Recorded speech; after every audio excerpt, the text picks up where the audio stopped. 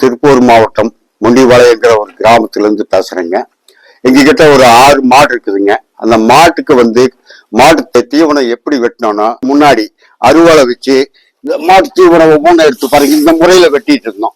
நிறைய வச்சு வெட்டுறப்போ கொஞ்சம் ஏமாந்தானா நம்ம கைக்கு பட்டு கை டேமேஜ் ஆகிறதுக்கு வாய்ப்பு இருந்ததுங்க. என்ன பண்ணலாம்னு சொல்லி போட்டு பாக்குறப்போ இந்த கட்டரை வச்சு ஒரு மேன் பவர் எடுத்து வைப்பாங்க, ஒரு ஆள் அமுத்துவாங்க.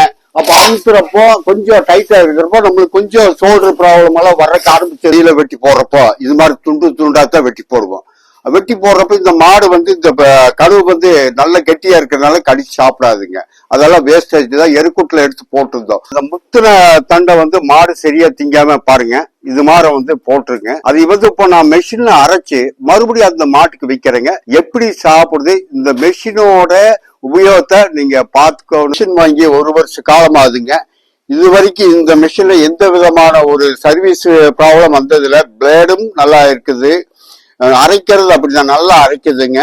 கஷ்டம் அவங்க நிர்வாகத்துல இருந்து 3 மாசத்துக்கு ஒருக்கா கூப்பிட்டு ஏதாச்சும் உங்களுக்கு மெஷின்ல ப்ராப்ளம் இருக்கா என்ன ஏதுங்கிறது கஸ்டமரை திருப்திப்படுத்துற அளவோ அவங்க நடந்துக்கிறாங்க. இந்த முறையில நம்ம வெட்டுறப்ப என்ன ஆகுதுன்னா மாடு நல்லா தின்னுக்குது, வேஸ்டேஜ் ஆகிறது இல்ல. இது மாதிரி மிக குறைந்த விலையில மெஷினை உற்பத்தி செய்து விற்பனை செய்கின்ற கங்கா ஆர்கோ நிறுவனத்திற்கு நன்றியை தெரிவித்துக் கொள்கிறேன்.